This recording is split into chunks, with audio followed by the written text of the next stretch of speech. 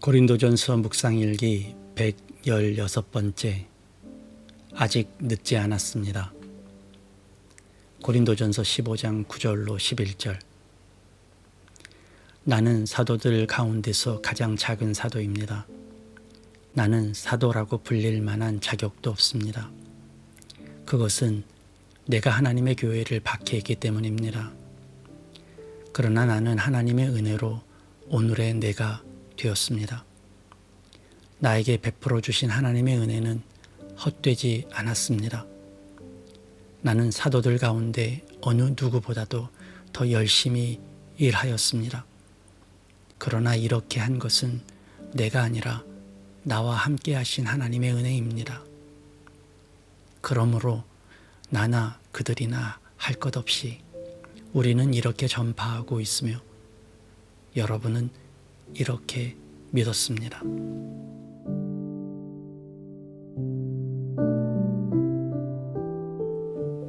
좋은 아침입니다. 꿀꿀한 날씨가 계속되네요. 어둡고 컴컴한 하늘에서 비바람도 거셉니다. 그렇다고 이런 날이 계속될 것을 걱정하며 노심초사하는 분들은 안 계실 거예요.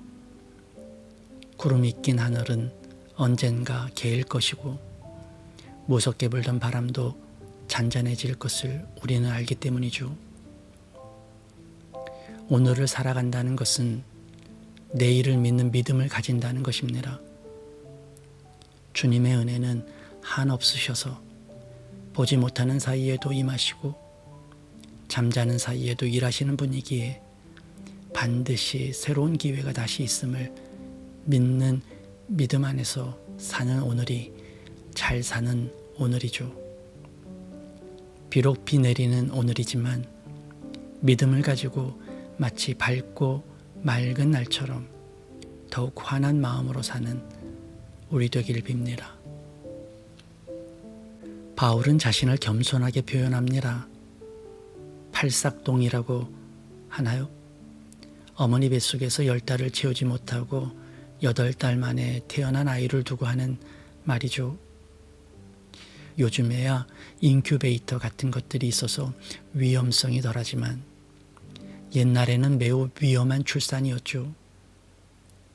그래서인지 팔싹동이라는 표현은 좀 덜 성숙한 아이로 받아들였던 것 같아요.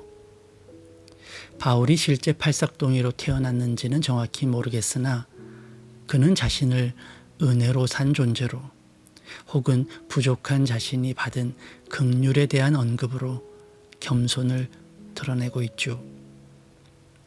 게다가 그는 지금 그리스도인이 되었습니다. 그것도 사도의 직분을 감당하고 있죠. 그런데 이게 과거가 있잖아요. 그는 그리스도인들을 잡아서 가두고 죽이는 열렬한 유대교주의자로 사냥꾼 역할을 했던 자입니다. 그런 그가 그리스도인이 되었으니 어땠겠습니까? 머리라도 들 수 있었겠어요? 그런데도 자신에게 베푸신 은혜를 생각하며 자신의 지금은 다 하나님의 은혜라고 고백하는 것이죠. 나의 나됨은 다 하나님의 은혜라는 고백은 최상의 겸손이자 최고의 찬양이기도 합니다. 어디 하나님의 은혜 없이 우리가 살 수 있겠습니까? 그런데 저는 그 은혜의 고백으로 채워진 오늘의 본문에서 유독 새롭게 눈에 띄는 구절을 발견했습니다. 그것은 10절 중반에 나오는 말씀입니다. 나는 사도들 가운데 어느 누구보다도 더 열심히 일하였습니다. 하나님의 은혜, 그분이 다 하셨다는 고백과는 마치 상반되는 듯한 이 구절이 제게 강하게 다가왔습니다. 왜냐하면 우리들이 주로 주님의 은혜나 주권을 고백할 때 나의 할 일을 극히 제한하기 때문이죠. 나는 아무것도 하지 않는 것처럼 보이기 때문입니다. 나는 아무것도 하지 않으면서 하나님이 다 해주시기를 바라는 우리의 심보가 있죠. 그런데 바울은 그와는 다른 접근을 합니다. 어느 누구보다도 더 열심히라고 선언하죠. 왜 안 그렇겠습니까? 늦게 시작했고 심지어 이전에 적대감으로 회방은 물론 회유와 겁박, 죽이기까지 한 사람 아닙니까? 그런 사람이 일을 하려면 죽어라 열심히 일해야겠죠. 마태복음서에 보면 포도원 품꾼들의 비유가 나오죠. 포도원 주인이 이른 아침에 일꾼들과 계약을 맺고 일을 시킵니다. 그런데 포도원 밖에서 일을 못 찾아 서성이는 이들이 있어요. 그래서 주인은 그들도 고용을 하죠. 아침 9시, 정오, 오후 3시, 심지어 해가 지는 오후 5시에도 일꾼들을 고용하죠. 그리고 커다란 문제의 장면이 나와요. 그 모든 일꾼에게 품삯을 줄 때 똑같이 준 것입니다. 이 때문에 이른 아침부터 일한 일꾼들은 화를 내죠. 엄연히 일한 시간이 다른데 같은 품삯을 주는 것에 불만이 가득했습니다. 그때 포도원 주인이 이렇게 말하죠. 당신에게 주는 것과 똑같이 이 마지막 사람에게 주는 것이 내 뜻이요. 그리고 이 비유를 마치시며 예수님은 그 유명한 말씀을 남깁니다. 꼴찌들이 첫째가 되고 첫째들이 꼴찌가 될 것이다. 저는 이 구절을 읽을 때 그것이 하나님의 은혜라고 생각했습니다. 모든 이들을 공평하게 보시는 은혜, 부족한 자들조차 품으시고 더 귀하게 보시는 은혜만을 생각했어요. 그런데 오늘 본문을 대하며 이 비유가 새롭게 떠올랐습니다. 그것만이 은혜는 아닐지도 모른다는 생각이 스쳤습니다. 그것은 늦게 온 일꾼들의 태도입니다. 성경은 그 부분을 기록하고 있지는 않습니다. 그런데 상식적으로 생각하면 그래요. 늦게나마 일을 하게 된 그들은 어떻게 일했을까요? 그게 저라면 아마도 늦은 만큼 더 많이 일하고 부지런히 하지 않았을까요? 다른 이들보다 늦었으면 미안해서라도 더 움직이지 않았을까요? 내가 잘못한 것이 있으면 그 잘못한 것을 만회하기 위해서라도 더 열심히 하지 않았을까요?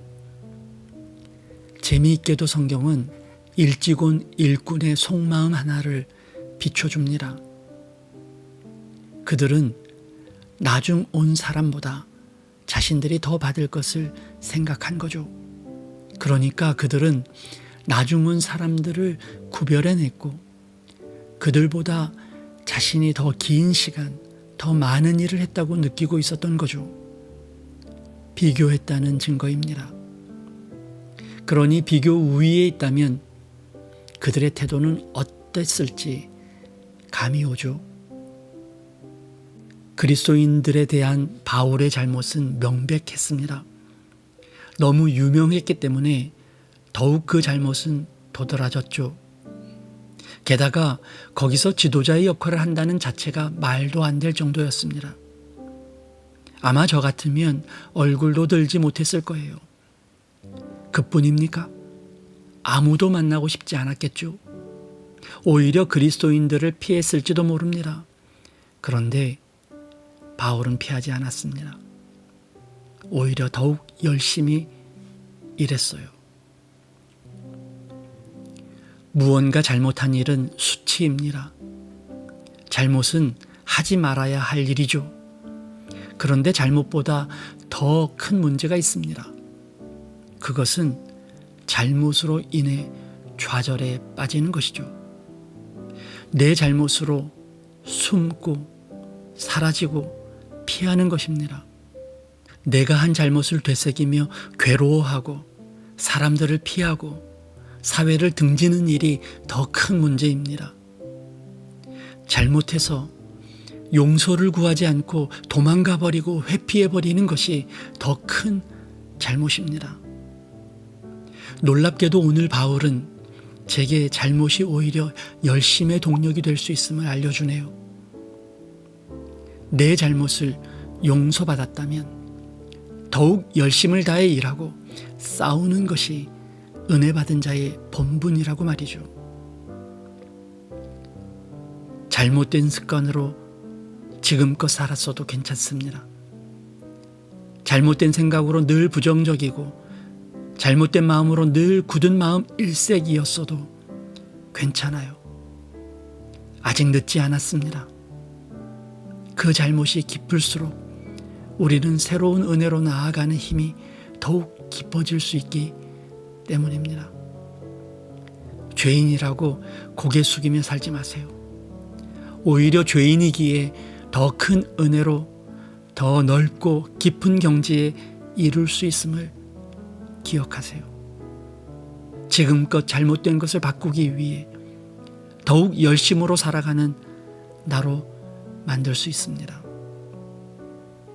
오늘도 주실 주님의 은혜를 나의 열심이 빛나게 하는 하루 되시길 빕니다.